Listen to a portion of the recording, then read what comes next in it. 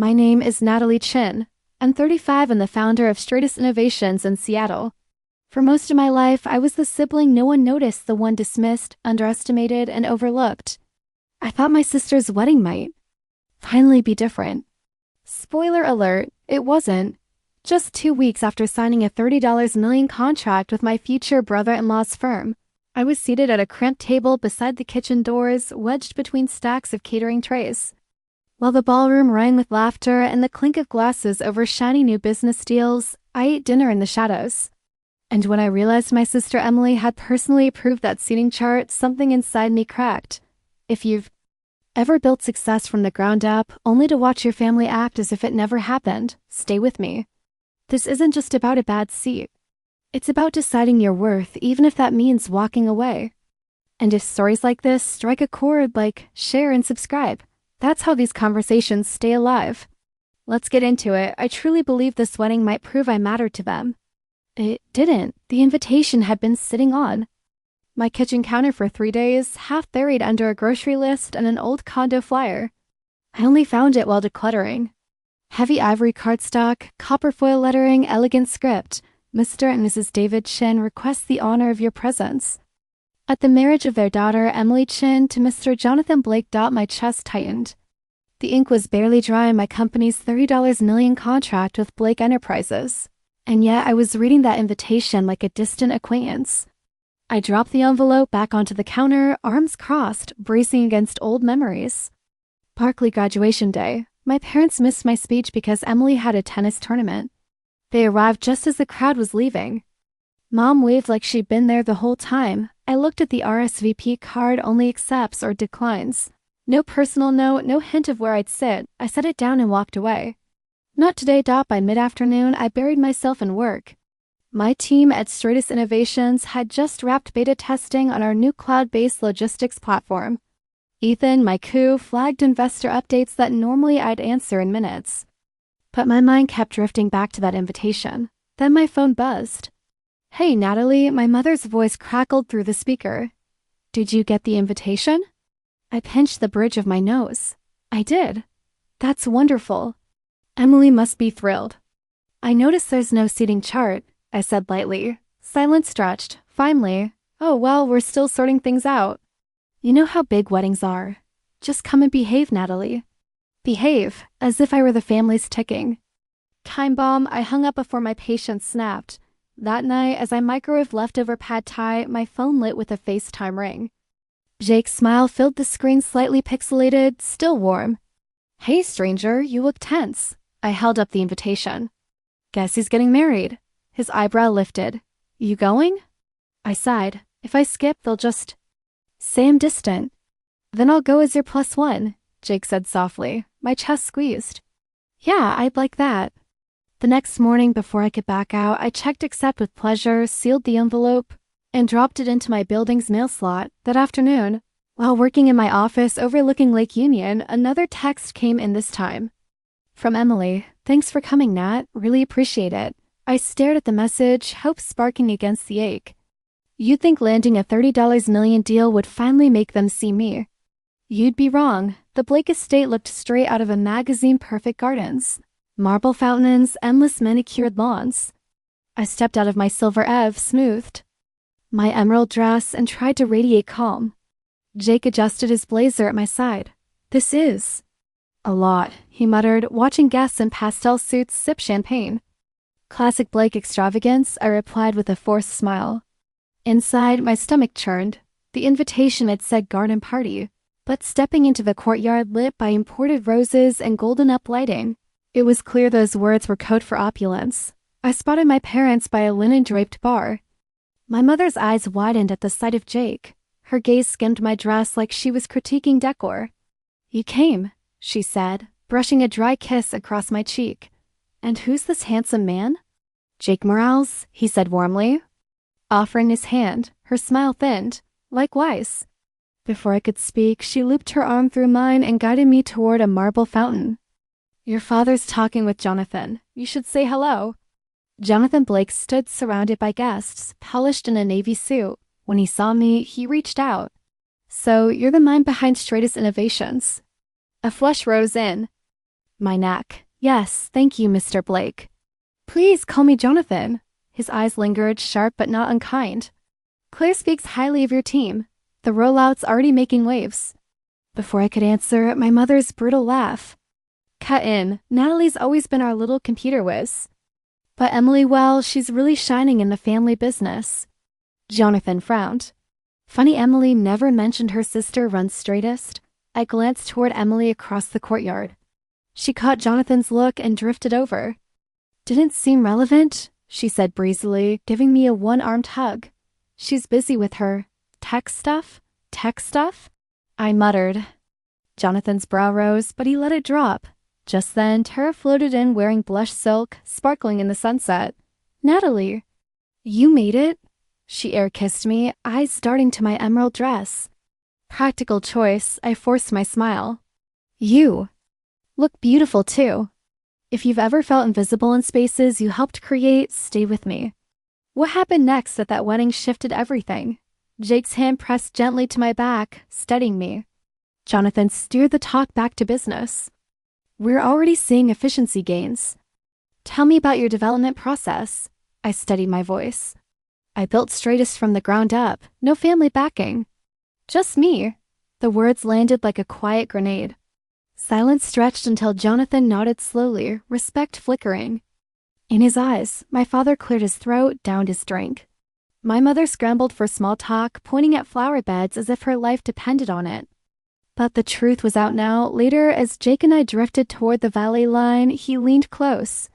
You really think the wedding reception will be different? I didn't answer. My gut already knew. Family seating, it turned out, meant the staff. Corner, the planner's professional smile faltered when she saw my name. Natalie Chin, +1, she murmured, then waved over an assistant. Table O, her voice brightened like sandpaper. If you'll follow me. Jake laced his fingers with mine. We passed the glittering hall of chandeliers and pastel blooms, laughter echoing behind us. But we didn't stop. The assistant led us through a narrow corridor past fryer oil and dishwasher steam. Into a side room, there it was, a shaky folding.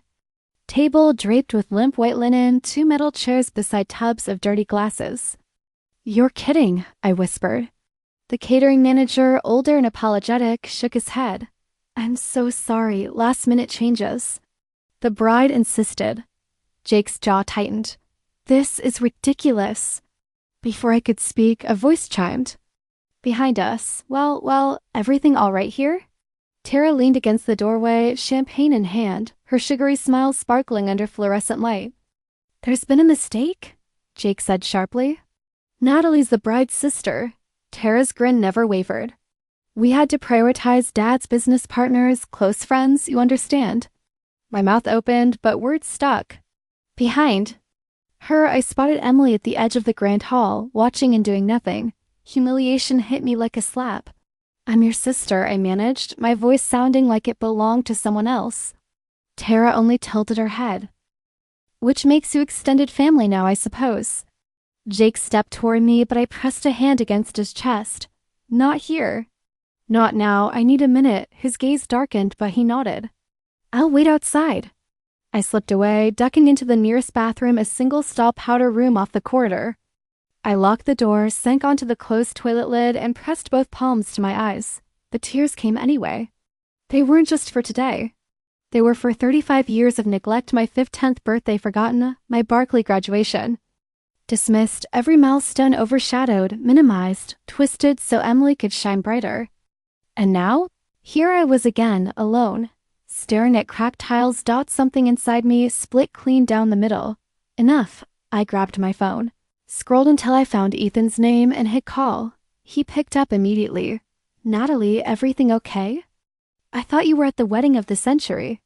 Cancel the Blake contract. Effective immediately. Silence, then, are you sure? Completely. I ended the call before he could argue, touched up my makeup, smoothed my dress, and walked back toward the reception. Each step was measured, calm, controlled. If they wanted drama, they get it. Some people cause scenes at weddings. I end. Multi-million-dollar deals. When I entered the tent, soft jazz drifted through the air. Waitstaff glided between tables with champagne trays, oblivious to the war inside me. At the head table sat Jonathan Blake-centered, commanding. On one side, Tara glittered in blush satin. On the other, Emily in ivory silk. Surrounded by executives and family friends who laughed like nothing could touch them, I didn't hesitate. I cut straight through the room, ignoring the polite nods of distant relatives. Jonathan noticed first, his eyes narrowed, confusion flickering as he set down his wine glass. Emily followed, her expression shifting from detached to stunned. Tara's smile froze mid-laugh, color draining from her face. She already knew. I stopped 2 steps from their table, lifted my phone, and spoke loud enough for the entire tent to hear. Ethan, it's Natalie. Effective immediately, terminate the Blake contract. Gasps rippled through the room. Jonathan half rose, bracing both palms on the tablecloth. Natalie, he said tightly, let's not do this here. Oh, we're absolutely doing this here. Emily stood so fast her glass nearly toppled. Nat, please, let's talk privately. This isn't the time. I looked at her, letting years of hurt sharpen my voice. You've had years to talk, Emily. You chose silence. A hush fell across the tent. Somewhere by the dessert table, a spoon clattered to the floor. 2 men rose, Michael Lee of Harbor Capital and Gerald Evans of Alpine Ventures. They exchanged a glance before approaching. Miss Chin, Michael said carefully, eyes darting toward Jonathan. Could we discuss straightest briefly? Whispers swelled like a storm. Tara opened her mouth, but whatever retort she prepared died on her lips. I gave no one another word. I turned, phone still in hand, and strode out. Jake caught up near the valet stand, falling into step beside me, a grin curling slow as flame. He leaned close, voice low. That was legendary. Funny. Thing about burning bridges, it leaves you with a clearer skyline. By Monday morning, my inbox was chaos. Subject line screamed, urgent termination. Please call, reconsider. 14 missed calls blinked on my screen. Emily, my mother, Jonathan's numbers. I sat at my desk, sipping my Americano as if it were any ordinary day. Ethan appeared in my doorway, phone in hand. You weren't kidding. They're lighting up every channel short of carrier pigeons. Good, I said, swiveling to face him. Let them sweat. A grin tugged at his mouth. Termination letters drafted. Send it. Do it. Before he could leave. Another buzz. Emily's text. You've ruined everything. I stared at the screen longer than I should have. Then Jake arrived with 2 coffees, setting one in front of me. Or maybe, he said, you finally saved your dignity. Shame she didn't figure it out sooner. I laughed dryly, dropping the phone on my desk. By mid-morning, the calls changed. Tone, Michael Lee left a voicemail. Natalie, we'd love to discuss partnerships. An hour later, Gerald Evans emailed about a meeting. Momentum had shifted. At 11:32, Claire Jensen's name appeared. I answered instantly. They're scrambling, she whispered. Jonathan's called an emergency board meeting. Ops is in panic. Legal's drowning. I leaned back, let silence stretch, then said gently, I don't blame you. For the first time since the wedding, I smiled. That afternoon, an email from Aunt Diana appeared. Finally, someone broke the cycle. I'm proud of you. My chest tightened. Before I could reply, another text from Emily arrived. Lunch, just you. And me, tomorrow. The next day, I reached the small Capitol Hill bistro early. Garlic and herbs filled the air. Emily was already there, slouched small in the booth, fingers tapping a glass.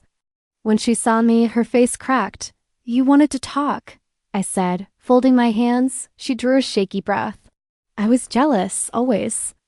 Since high school, you were the smart one, the driven one. No matter what I did, it never felt like enough. Then why? I asked. It was easier to tear you down than admit I couldn't keep up. Jonathan just made it worse.